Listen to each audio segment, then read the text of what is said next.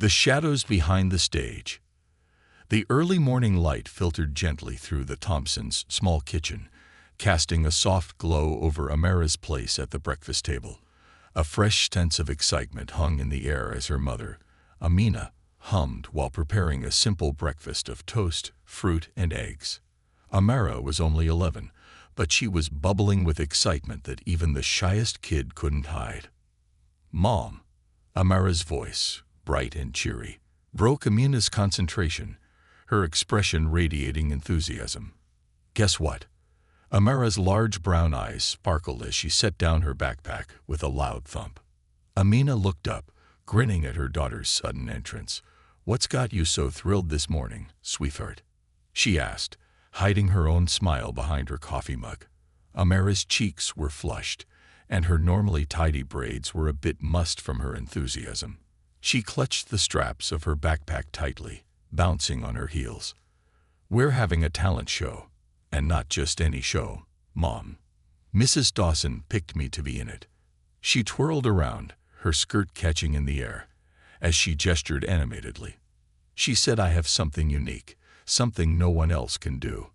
Amara beamed, her face lighting up with pride. The pride she felt was infectious. Amina smiled, joining in her daughter's joy. "That's wonderful, sweetheart." Amina chuckled, then teased, "Do I get a sneak peek of this unique talent of yours?" Amara's face fell, but she quickly shook her head, her energy renewed. No. Mrs. Dawson said it's all a surprise. We're practicing during lunch breaks, and she's planning everything. I won't even see my costume until the show day." Amina exchanged a glance with David, her husband, who had just entered the kitchen with a curious look. They both shared a silent understanding, both delighted by Amara's excitement, but puzzled by Mrs. Dawson's unusual level of secrecy. As days turned into weeks, Amara's excitement began to diminish. The spark that once lit her eyes grew dimmer as the rehearsals continued. She returned home exhausted, often choosing to retreat to her room immediately after school. Her usual laughter and chatter faded into silence, replaced by a faraway look that filled her parents with concern. One evening, as they all sat around the dinner table, David noticed Amara quietly pushing her green beans around on her plate. "How's the talent show practice coming along, sweetheart?" he asked gently, hoping to bring a smile to her face.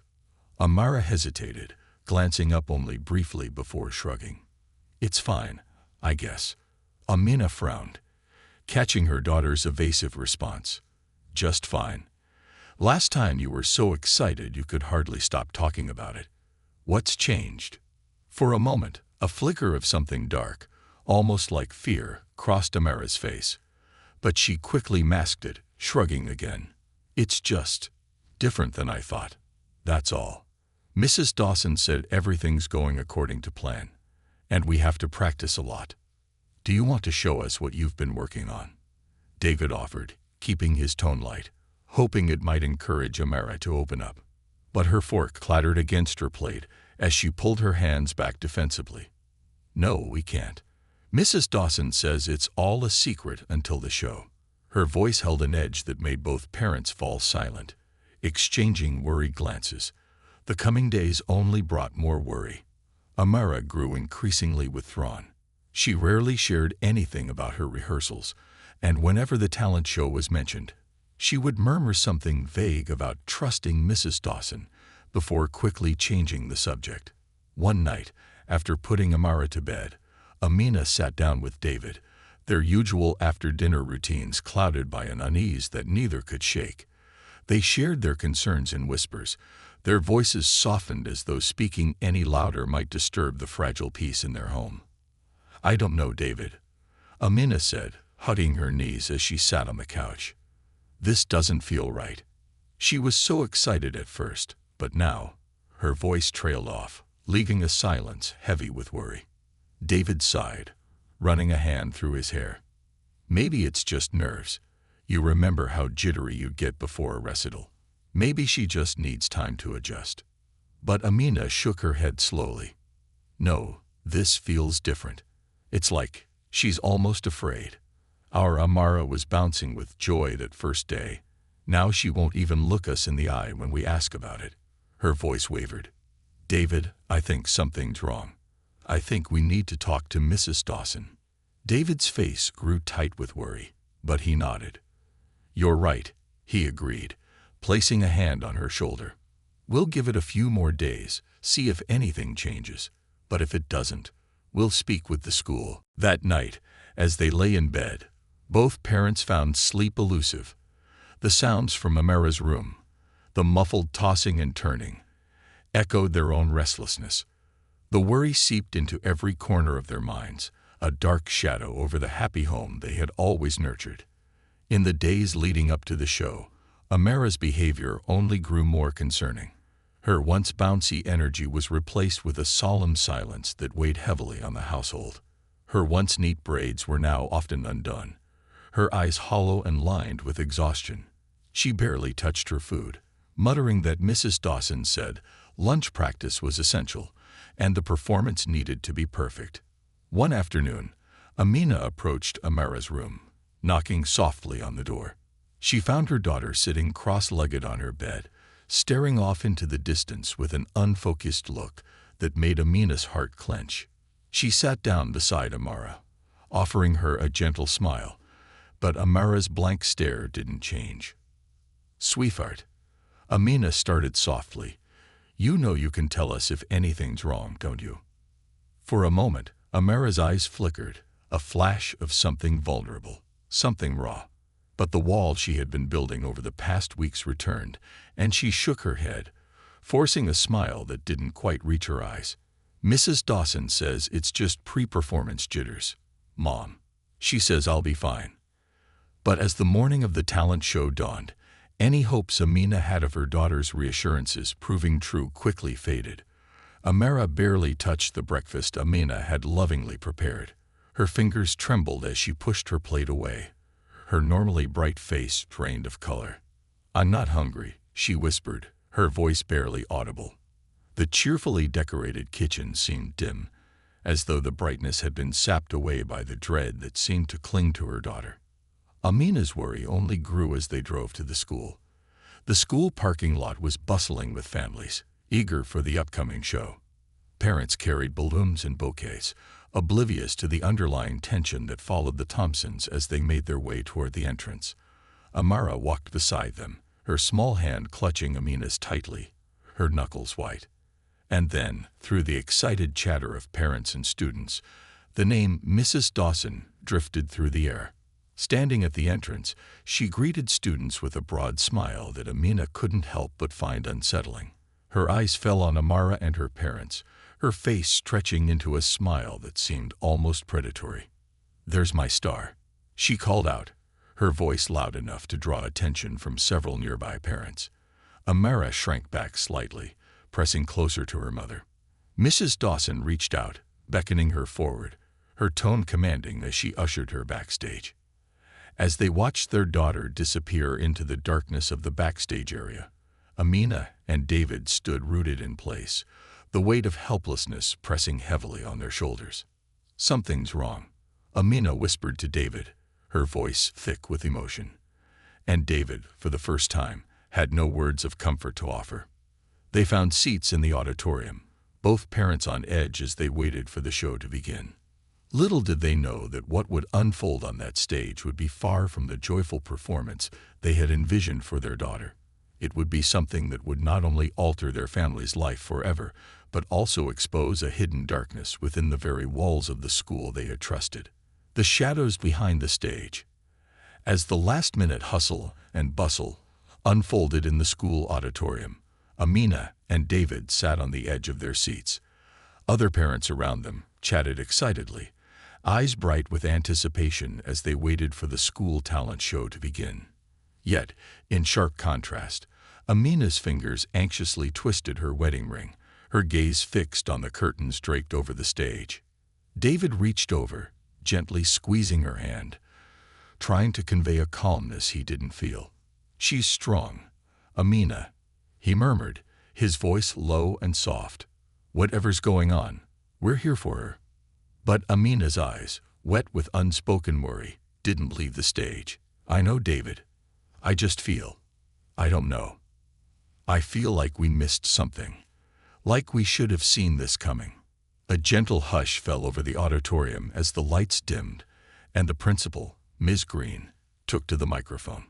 She spoke in a chipper, welcoming tone that seemed to grate on Amina's already frayed nerves. "Welcome, everyone, to our annual Riverside Talent Showcase. Tonight, our students will share their unique gifts and diverse backgrounds through the power of performance," she announced, a cheerful lilt in her voice. The audience clapped, but Amina barely noticed.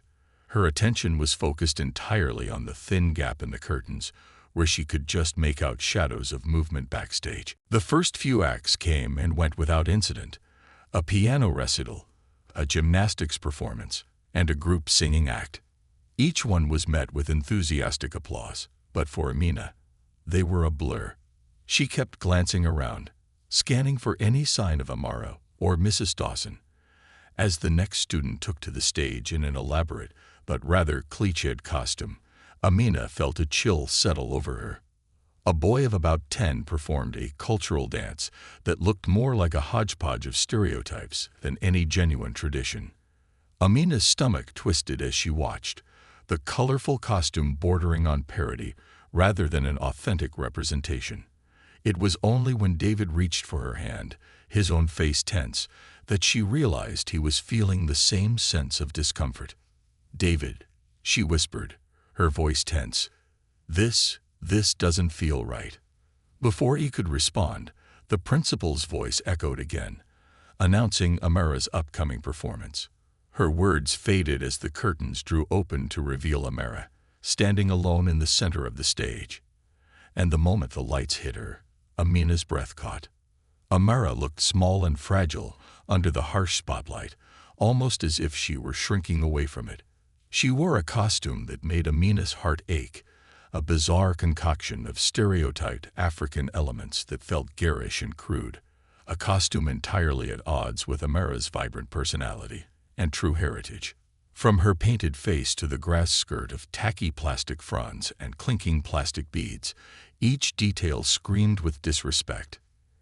In that moment, Amina saw her daughter's face, a face filled not with pride, but with shame and fear. Amina's hand flew to her mouth, stifling a gasp as she felt David stiffen beside her. Amara stood on stage, her eyes unfocused, as if willing herself somewhere else, anywhere else but there. And then the music started, an artificial, crude beat that made Amina's skin crawl. It was a mockery of the rich, diverse sounds of African music, turned into something unrecognizable and grotesque.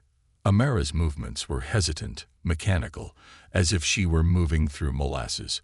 With each forced step and exaggerated gesture, it became painfully clear that her performance wasn't an expression of pride, but a spectacle that demeaned her culture.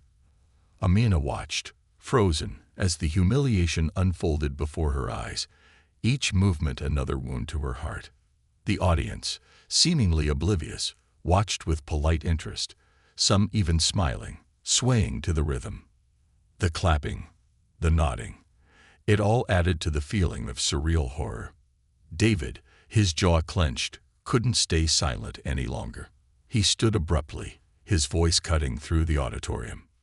"No, stop the music," he shouted, his tone one of both authority and desperation. Gasps erupted around them as parents turned to stare, shocked by the outburst. On stage, Amara halted, her expression reflecting equal parts surprise and relief. The music continued to blare for a moment before someone backstage finally stopped it, plunging the room into an almost deafening silence. Amina was on her feet, too, calling out in a firm but gentle voice, "Amara, honey, come here. You don't have to do this anymore." Amara's gaze fell to her parents, her eyes wide with gratitude and sorrow.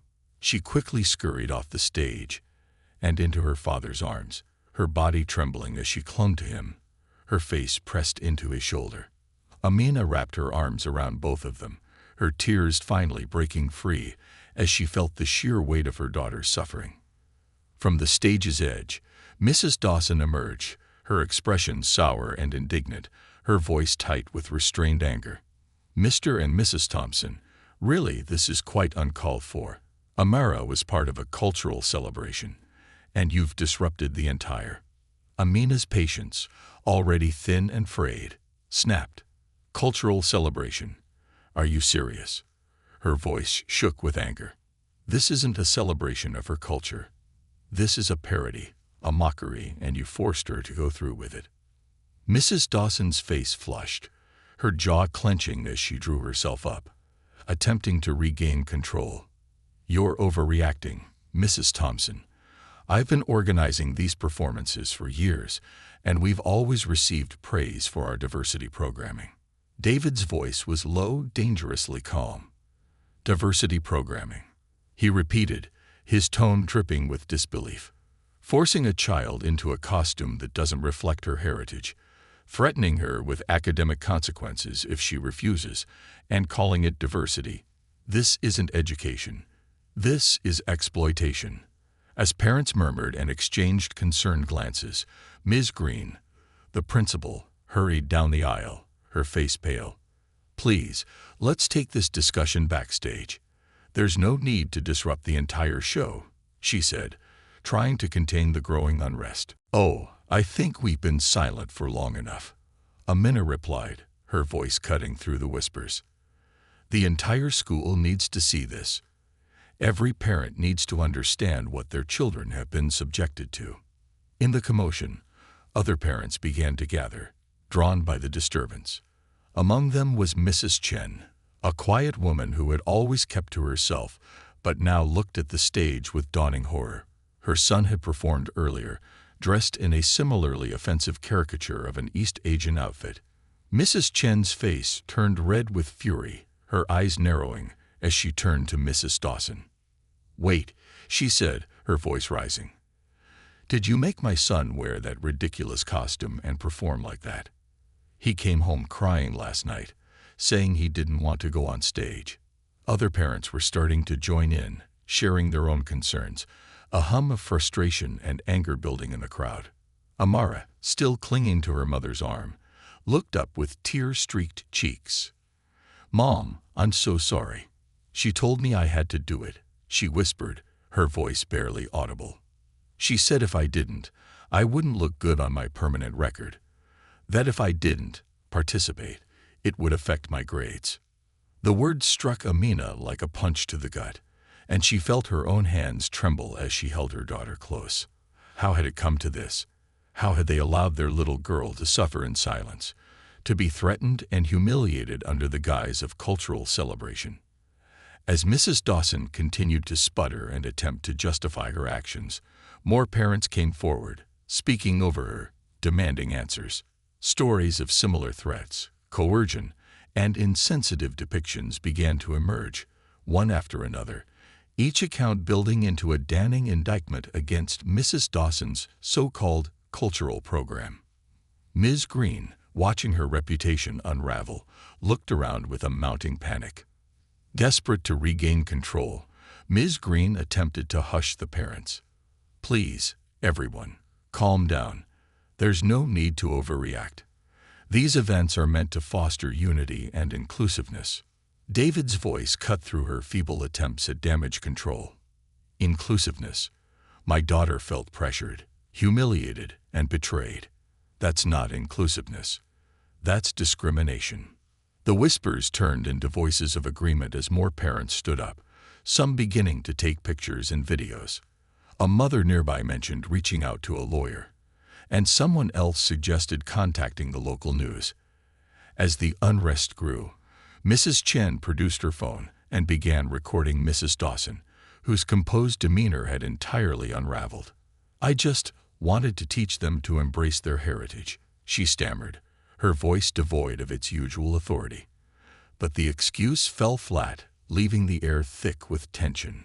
More parents had gathered now, their expressions dark, some even blocking the exits as if to ensure Mrs. Dawson wouldn't slip away. Amina, holding Amara tightly, addressed Mrs. Dawson with cold finality.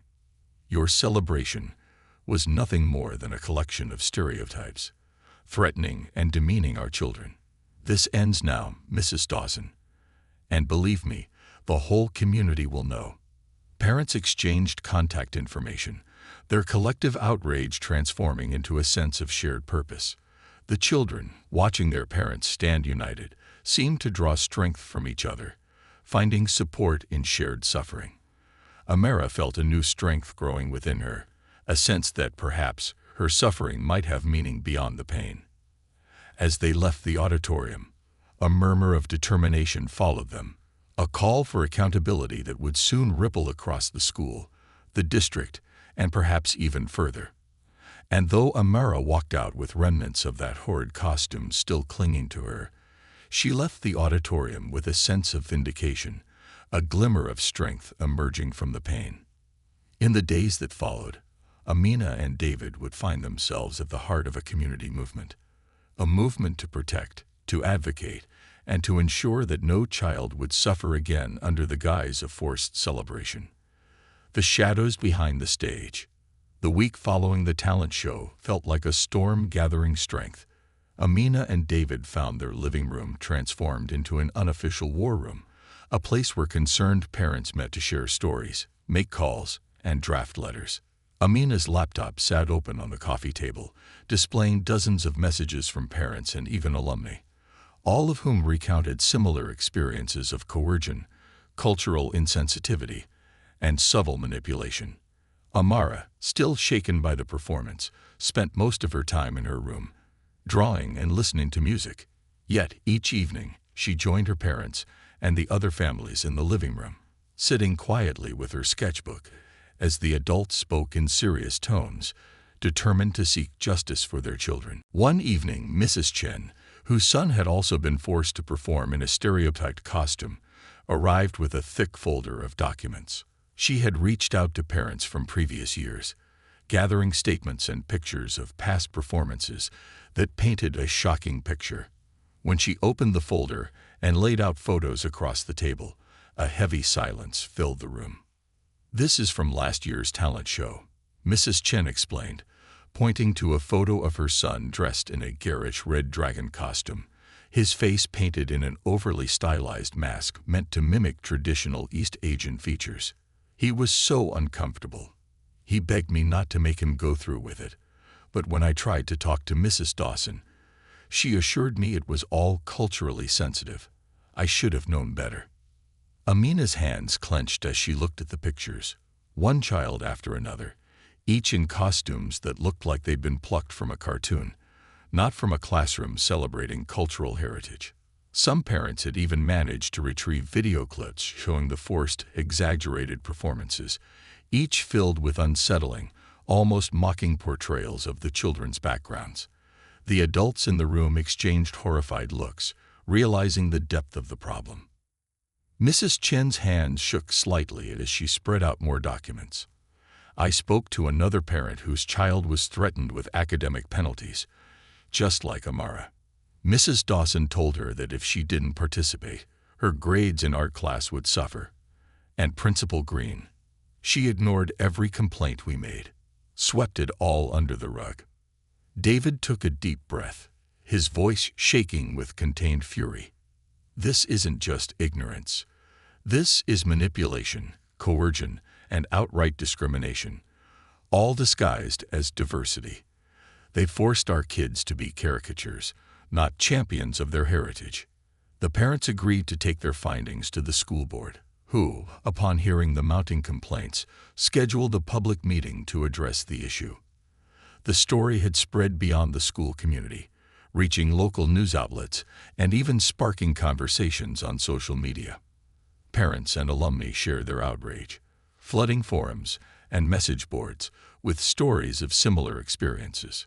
Meanwhile, Amina spent her days researching educational policies, poring over school board guidelines, and contacting local civil rights organizations. She and David knew that without a clear plan, the administration might dismiss them with apologies and empty promises. By the time the school board meeting arrived, the Thompson family and the other parents were ready to make their case. The meeting hall was packed with parents, teachers, and members of the media, the air charged with anticipation and tension. At the front of the room sat the school board members, looking serious and somewhat uncomfortable under the collective gaze of the audience. Ms. Green, seated beside Mrs. Dawson, avoided eye contact with the parents as they entered, while Mrs. Dawson held her chin high, her face a mask of defiance. Amina noted with bitterness that neither woman showed any hint of remorse. The board president opened the meeting, briefly acknowledging the parents' complaints before inviting David to speak. David, clutching his prepared statement, rose and faced the room, his voice steady but filled with emotion. "Good evening," he began, his eyes scanning the audience before landing on Ms. Green and Mrs. Dawson. "I'm here today not just as Amara's father, but as a voice for every child and every family that's been hurt by the system you claim promotes diversity.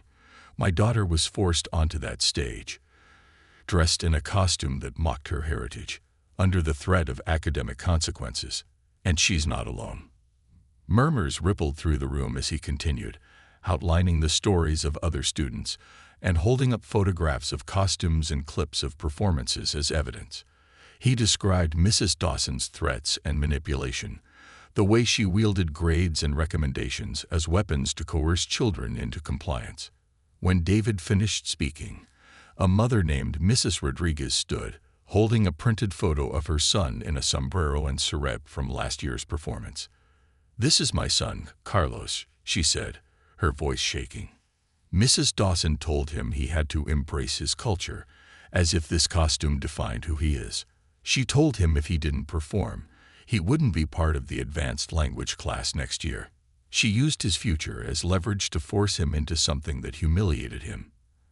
"And this," she gestured to the board, "this is what we're calling a celebration." Each parent's story echoed a similar theme. The misuse of power, the lack of sensitivity, the damage done to young children's self-esteem, all hidden behind the guise of multiculturalism. Then Mrs. Chen took the floor, laying out the documents she had gathered, including emails from parents and messages showing that complaints had been consistently dismissed. She held up a letter she had personally sent to Principal Green the year before, expressing concern about the talent show performances. She never responded. Mrs. Chen said, her voice laced with anger. "Our children's voices were silenced by the very people we trusted to guide them." Finally, Amina stood, her gaze fixed on the board members, her voice unwavering. "We're here tonight because our children were humiliated, because their identities were stripped down to stereotypes, and they were forced into this under the threat of losing grades, recommendations, and opportunities. We're not asking for an apology. We're demanding accountability and change." When she finished, the room fell silent, and every eye turned toward Ms. Green, who shifted uncomfortably in her seat. She cleared her throat and began her prepared response, but it was clear from her tense expression that she felt the weight of the accusations. "We at Riverside Elementary value diversity," she began, "and I regret any misunderstanding that may have arisen from our attempts to foster inclusivity. We will, of course, conduct a thorough review of the talent show and make adjustments as necessary." Her words hung in the air, hollow and insincere. The parents' faces were grim, unappeased by her vague assurances. A member of the school board, visibly uncomfortable, interjected, "With all due respect, Principal Green, the complaints we've heard tonight suggest this goes beyond a simple misunderstanding. It seems there's a pattern of behavior here, one that may require more immediate action." Mrs. Dawson, her face flushed, finally spoke up, her voice defensive. "I have dedicated 20 years to promoting diversity in this school, and I'd never faced this kind of backlash. What we're doing here is teaching these children to appreciate their backgrounds. I've received praise for my programs. Our school has won awards." A low murmur of disbelief rippled through the audience. One parent stood and addressed Mrs. Dawson directly. "Awards? Is that what this is about? Awards for the school while our children are made into caricatures?" Mrs. Dawson's face reddened, but she held her ground. "These performances are meant to encourage pride in heritage. If the students felt uncomfortable, they should have come to me directly." Amara, who had been sitting quietly beside her mother, looked up, a glint of determination in her eyes. She stood, her voice small but unwavering. "I tried, Mrs. Dawson. I told you I didn't want to wear that costume. I told you it felt wrong." Her voice grew stronger. "But you said if I didn't do it, I wouldn't get a good grade. You told me it was important for my future." The room went silent as Amara's words resonated, her voice cutting through the platitudes and defenses. Mrs. Dawson visibly faltered, her composure cracking under the gaze of the students and parents whose trust she had so deeply betrayed. The board president, his face pale, looked over the audience, clearly shaken. "In light of what we've heard tonight, I'm calling for an independent investigation into Riverside Elementary's cultural programs. We will be reviewing all past complaints, and disciplinary action will be taken as warranted." With that, the room erupted into applause, a moment of release for the parents who had carried the weight of their children's pain and humiliation for too long. After the meeting, the parents gathered outside, exchanging embraces and words of gratitude. It wasn't over, not yet, but they had taken the first step, and the sense of solidarity among them was unbreakable. As they drove home that night, Amara sat between her parents in the back seat, her head resting against her mother's shoulder, exhaustion etched into her young face. Amina stroked her daughter's hair, relief and pride swelling in her chest. She looked over at David, and they shared a silent understanding. Whatever it took, they would continue to fight, not just for Amara, but for every child who had ever felt the weight of prejudice. In the days that followed, news of the school board's decision spread, sparking public conversations about cultural education. Civil rights organizations reached out, offering legal support and advocacy. Riverside Elementary's programs were placed under intense scrutiny, with promises of reform and justice. But as the dust began to settle, Amina knew their journey was only beginning. The fight for change had ignited something powerful within their community, something that would reshape not only the school, but the lives of the children it served. And at the heart of it all was Amara, a young girl who had found the courage to stand up, not just for herself, but for a future built on respect and truth. The shadows behind the stage. The days following the school board meeting were a whirlwind of activity. The local media covered the unfolding scandal with headlines that read, "Cultural Celebration" or "Racial Mockery," and parents demand accountability for forced cultural caricatures at Riverside Elementary. Amara's story quickly spread, drawing national attention as families shared their experiences with cultural insensitivity and coercion in schools across the country. Amina and David's living room had become a center for community organizing. Parents and community leaders gathered every evening, strategizing for the next steps in their fight for justice and educational reform. They planned to take their case to the district level, determined to establish policies that would protect children from experiencing what their own had endured. As the investigation into Riverside Elementary's cultural programs progressed, parents submitted formal statements to the school board, detailing instances of coercion, manipulation, and cultural insensitivity. Mrs. Dawson was placed on administrative leave, and Principal Green, facing pressure from both the community and the media, resigned from her position. Amara was healing, but it was clear the experience had left a mark on her. She returned to school, but she was quieter than before, often retreating into her thoughts during moments that once brought her joy. Amina noticed the change and decided to find ways to help her daughter rebuild her confidence. She encouraged Amara to use her art as a way to process her feelings, and slowly, Amara began to fill sketchbooks with drawings that reflected her journey from fear to resilience.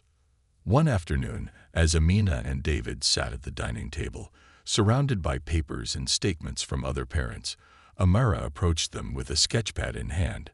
She held it out, her voice barely above a whisper. "I made this for the group," she said, looking down at the table.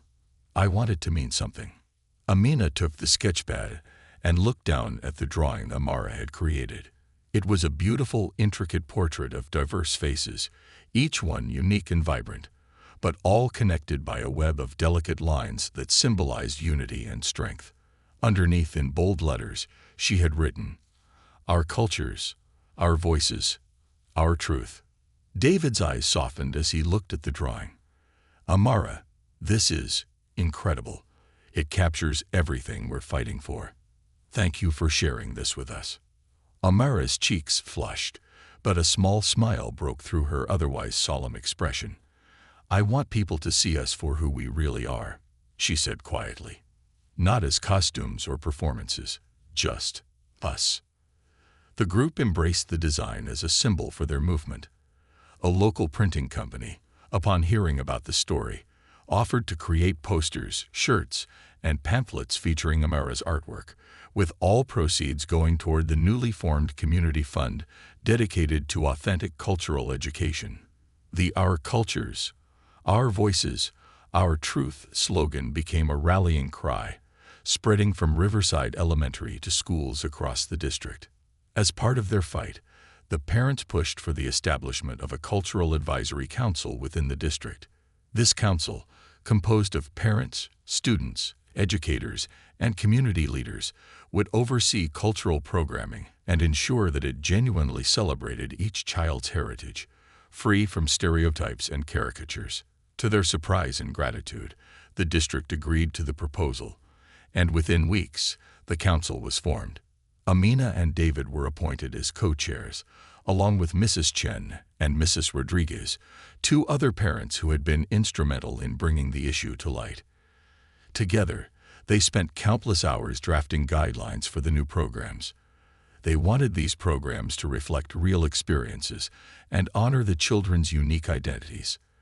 The council organized workshops on cultural sensitivity for educators, inviting experts from various backgrounds to speak on topics of history, representation, and the impact of stereotypes on young minds.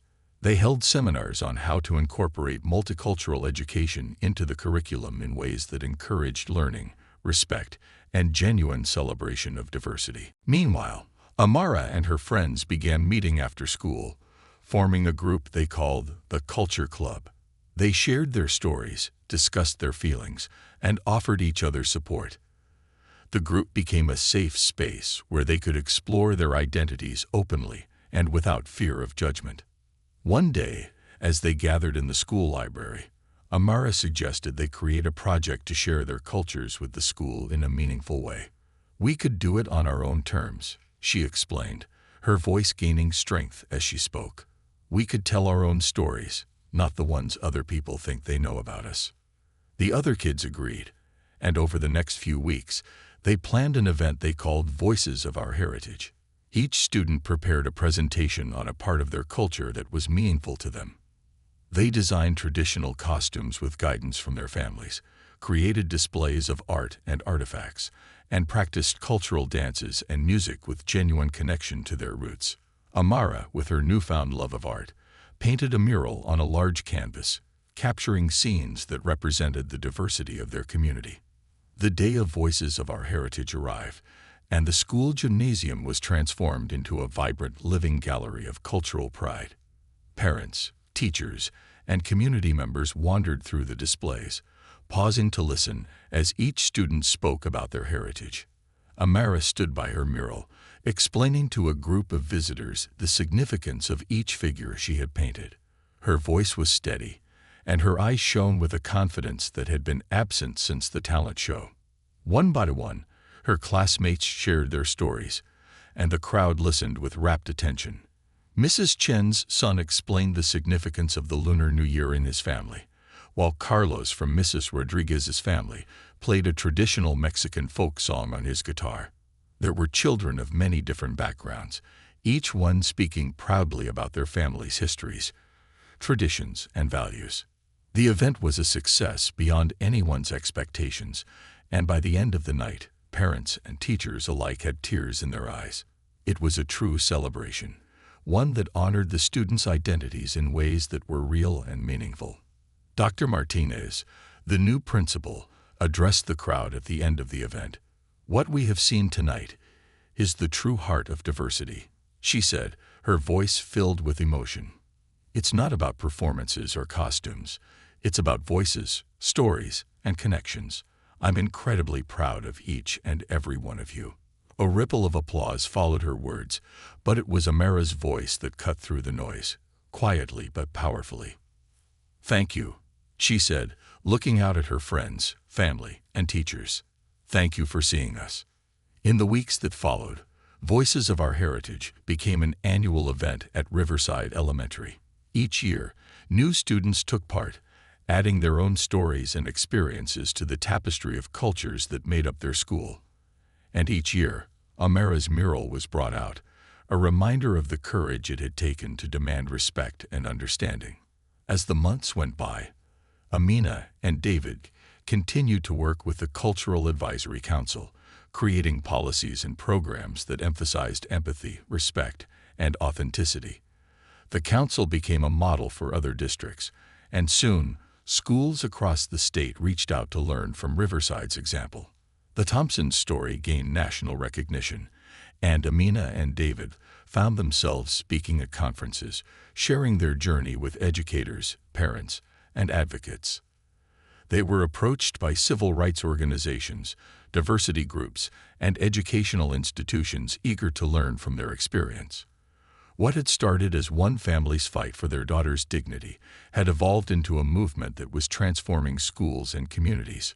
One evening, as Amina prepared dinner, she noticed Amara quietly watching her from across the kitchen. "What's on your mind, sweetheart?" she asked, wiping her hands on a towel. Amara hesitated, then walked over, hugging her mother tightly.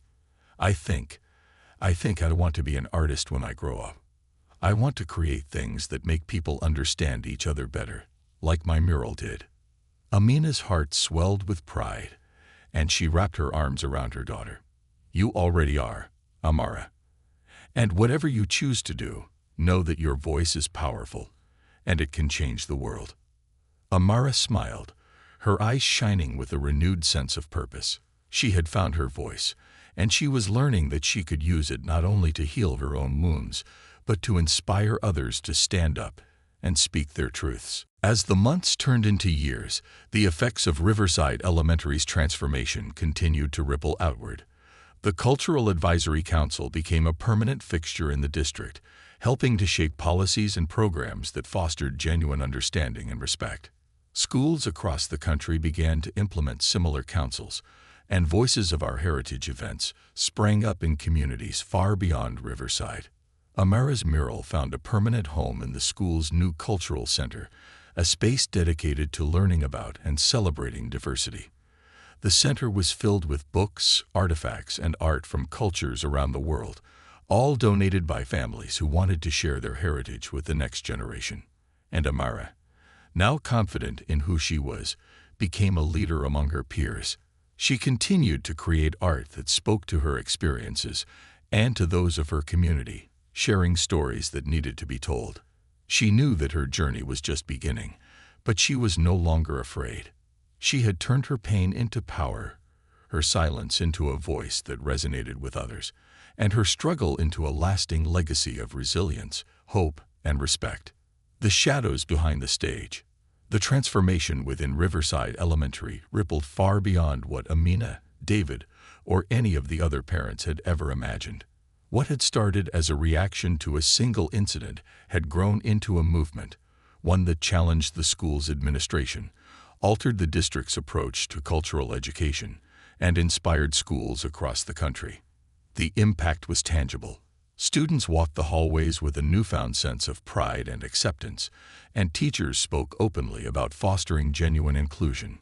Amara had returned to her vibrant self, but she was also something more. In the months since Voices of Our Heritage, she had grown into an advocate, a voice that her classmates trusted and looked up to. She was known not only as an artist, but as someone who understood the power of using her talents and voice to connect people. Her mural, proudly displayed in the school's cultural center, had become a symbol for a new era at Riverside, an era defined by authenticity and mutual respect. One day, Dr. Martinez, the new principal, invited Amara to her office.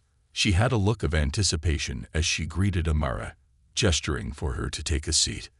"Amara," Dr. Martinez began, her voice warm, "I wanted to speak with you because of a special opportunity that's come up.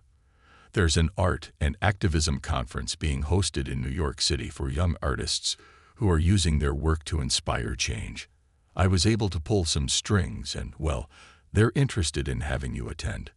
Amara's eyes widened, her heart racing. "You mean, they want me to be there, to talk about my art?" Dr. Martinez smiled. "Yes, and more than that, they want you to present your mural and share your story. Your work has already made an impact here, and I believe your voice could inspire so many others." The idea of traveling to a big city, of standing in front of strangers to share her story, was daunting. But Amara felt a pull stronger than her fear. This was a chance to show the world what she had learned, what her family and community had fought for. She looked at Dr. Martinez, nodding with determination. "I'd love to go," she said, her voice steady. "Thank you for believing in me." When she told her parents that evening, they shared her excitement, albeit with some trepidation. They knew how hard Amara had worked to overcome the humiliation she'd faced, and though the opportunity was thrilling, they couldn't ignore the weight it carried. A few weeks later, Amara, Amina, and David were on a plane to New York City. The trip was a first for Amara, and her eyes lit up as they flew over the city, the skyscrapers shimmering in the morning light. When they arrived at the conference, Amara saw young artists from all over the country, each with a story to tell through their art. Some had painted murals like hers, while others used sculpture, photography, and mixed media to express their experiences. Amara was scheduled to present on the second day of the conference, and her nerves were evident as she practiced her speech in their hotel room, her voice shaking slightly with each line. Amina and David sat nearby, offering gentle encouragement. "Remember, Amara," David said, "this isn't just about your art. It's about what you've learned and how you can help others. You've already made a difference in Riverside, and now you have a chance to inspire even more people." Amina took her daughter's hands, meeting her gaze. "We're so proud of you, sweetheart. Just tell your truth, and people will listen." On the day of her presentation, Amara stood backstage, clutching her speech and breathing deeply, trying to steady her nerves. When her name was announced, she stepped out to polite applause, her mural projected behind her on a large screen. She took a deep breath and looked out over the crowd, seeing faces of all ages, strangers waiting to hear her story. "Hi, everyone," she began, her voice trembling slightly before she steadied it. "My name is Amara Thompson, and I come from a small town where I learned how important it is to use your voice, even when it's scary." Amara's hands gripped the edges of the podium as she continued, telling the story of the talent show, the forced performance, and the courage it took to stand up against the injustice she and her classmates had faced. She spoke about her parents' support, the community that rallied around them, and the Cultural Advisory Council that was now helping to bring real change to her school. She pointed to her mural, describing the meaning behind each figure, each color, and each symbol. "This mural," she said, her voice strong now, "is a reminder that we don't have to fit into anyone else's idea of who we are. We can be true to ourselves, and we can make sure that others are too." When she finished, there was a brief, stunned silence before the crowd erupted into applause. Amara looked out, surprised and overwhelmed by the response. A few young artists approached her after the talk, sharing their own experiences with her and asking for her advice. "Your story really hit home," one girl said, her eyes shining with admiration. "I've dealt with something similar at my school, and I never knew how to handle it. Thank you for showing me that I can stand up for myself." For the rest of the conference, Amara found herself surrounded by young artists who wanted to learn from her, who saw in her a role model for using art as a voice for change. She left New York with a renewed sense of purpose, realizing that her journey wasn't just about one performance or one school. It was about helping others find the courage to be themselves, to share their own truths. Back home, Riverside Elementary was undergoing its own transformation. The Cultural Advisory Council, with Amina and David as leading members, worked tirelessly to create workshops, events, and educational materials that promoted true diversity and cultural understanding. Their efforts had not only reshaped the school's approach to cultural events, but had also inspired other districts to adopt similar programs. As part of this initiative, the school began offering multicultural art classes, allowing students to explore traditional art forms from different cultures. Amara eagerly signed up, and she thrived in the program, immersing herself in art that helped her connect with her heritage and broaden her perspective. She took on a mentorship role in her culture club, helping younger students navigate their own journeys of self-expression and cultural pride. One afternoon during a culture club meeting, Carlos, one of her closest friends, approached her with an idea. "What if we take our art to other schools?" he suggested. "I mean, we've done so much here, but there are so many other kids who might be going through the same things." The idea sparked something in Amara. "We could create a traveling exhibit," she said, excitement building in her voice. "Each piece of art could tell a different story, our stories, and we could share it with schools all over the district." With the help of their art teacher and the advisory council, the Culture Club began working on a traveling exhibit called Stories Untold, Art of Our Cultures. Each student created a piece that represented an aspect of their identity, a story they wanted to share with the world. Amara's mural was included, along with paintings, sculptures, and mixed media projects from her friends. The exhibit debuted at Riverside Elementary and was an immediate success. Dr. Martinez arranged for it to tour other schools in the district, and soon, Stories Untold was traveling to libraries, community centers, and cultural festivals across the state. Each stop brought new voices, new stories, and new connections, and Amara felt a growing sense of pride in knowing that her journey had sparked something that would continue to inspire others. Through their advocacy and outreach, the Culture Club became a recognized organization, and Amara found herself invited to speak at events and conferences, sharing her experiences and encouraging young people to use their voices to bring about change. As she stood on those stages, her confidence grew, and she began to see herself as a bridge between communities, a storyteller who used art to connect people and bring about understanding. Back home, Amina and David watched their daughter with a mixture of pride and wonder. They had seen Amara's journey from fear and humiliation to empowerment and leadership, and they knew that her story was one of resilience and transformation. She had taken an experience that could have broken her and had instead used it to build something beautiful and lasting.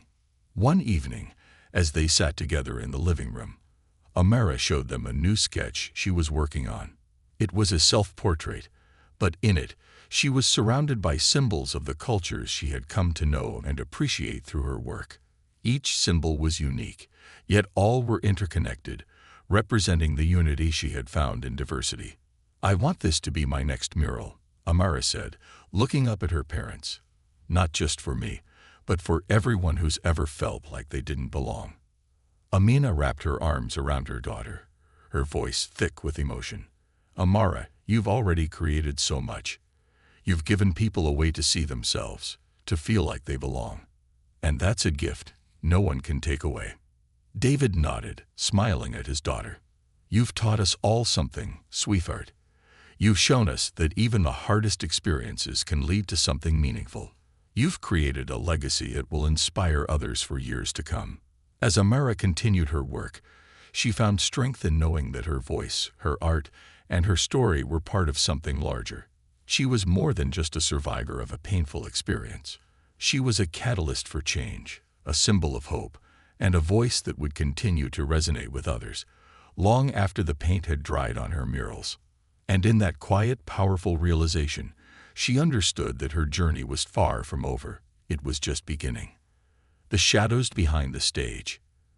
The years that followed Amara's journey through Riverside Elementary saw her grow from a young girl into a powerful young woman, one whose voice and art became synonymous with resilience, justice, and empathy.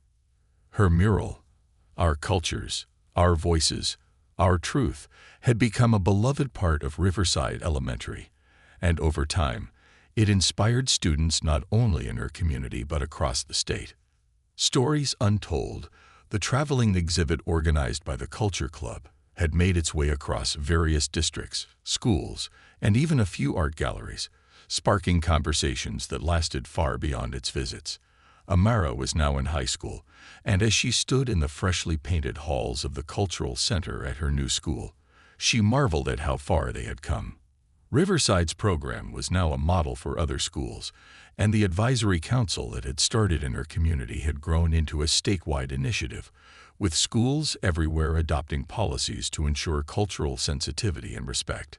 The national attention her story had garnered led to grants and funding for schools across the country to establish their own cultural programs, grounded in values of authenticity and respect.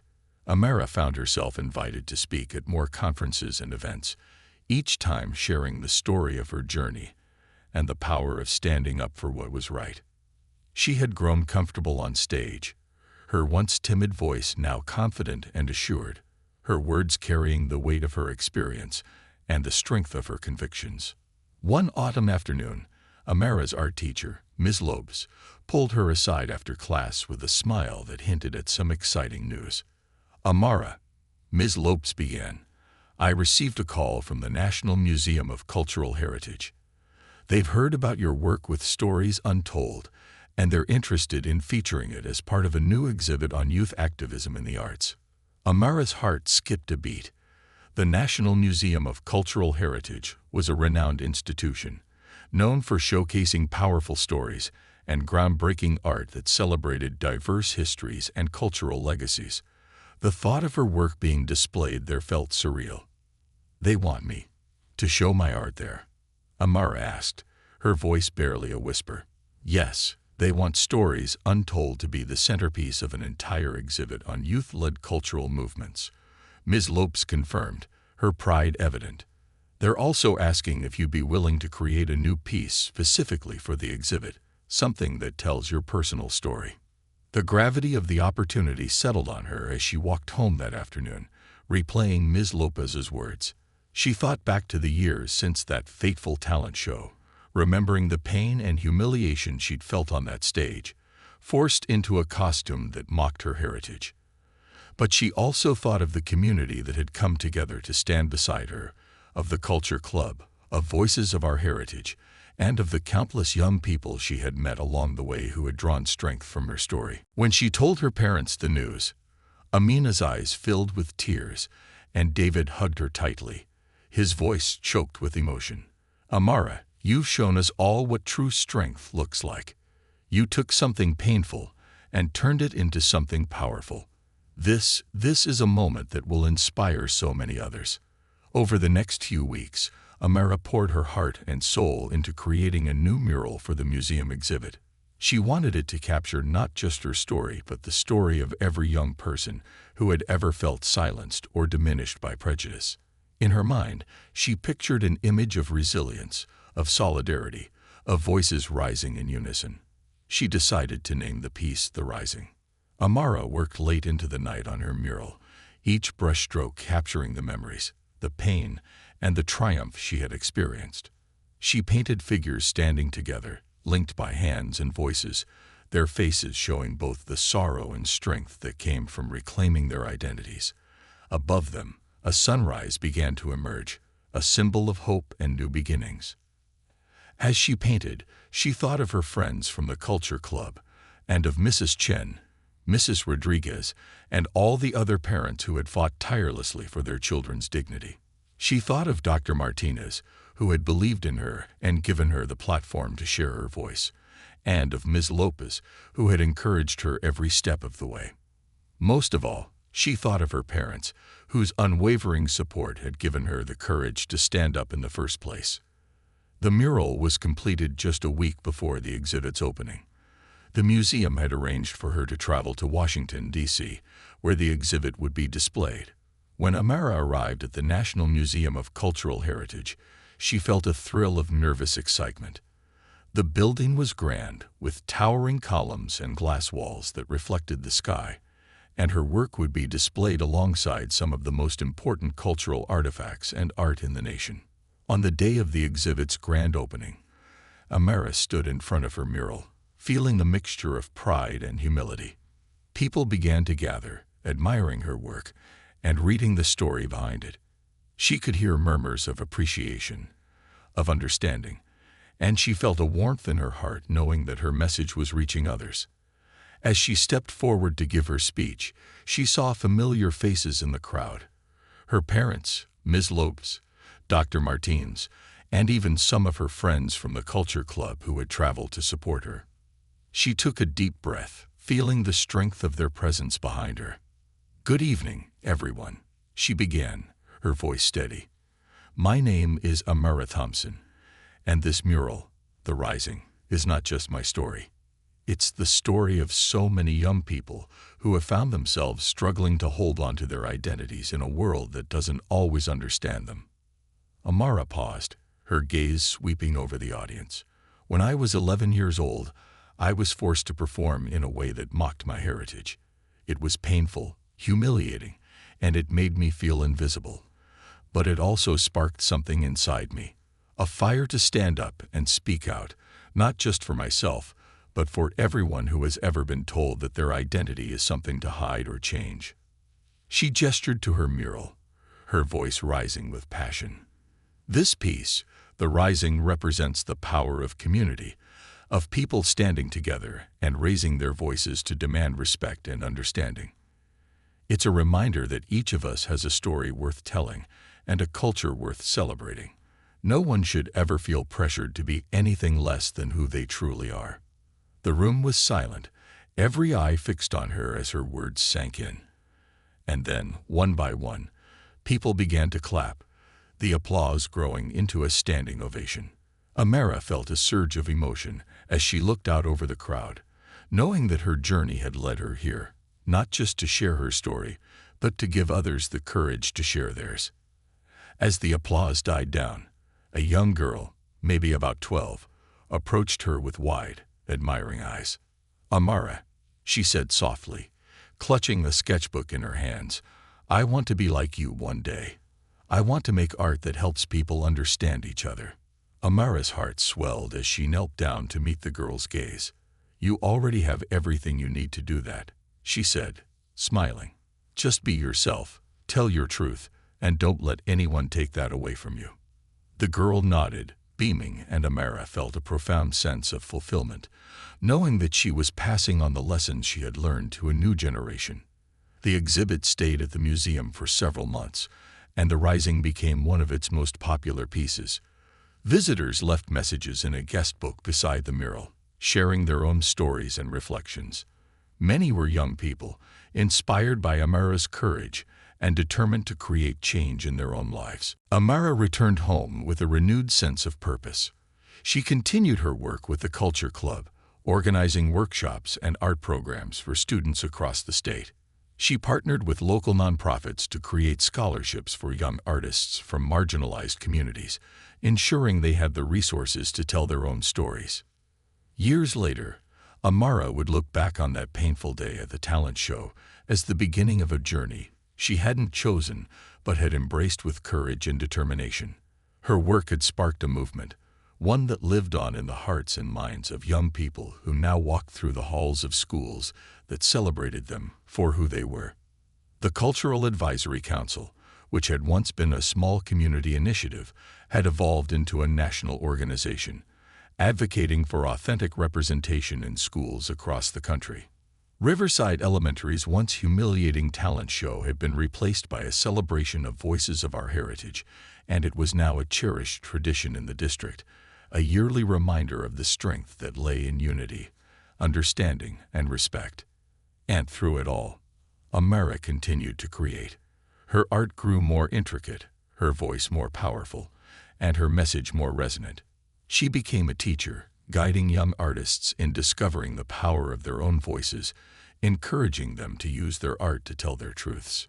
Looking out at the world she had helped shape, Amara knew that she was part of something larger, a legacy of resilience, empathy, and hope. She had taken her pain and turned it into purpose, her silence into a chorus of voices, and her story into a beacon of light for those who came after her. In the end, Amara's journey was not just about reclaiming her identity. It was about creating a world where everyone could stand proudly in their truth, connected by the power of their stories and the beauty of their cultures. And as she walked through halls adorned with art, stories, and the laughter of students who would never face what she had endured, she knew that she had found her place in that world, a place where her voice would forever echo, inspiring generations to come.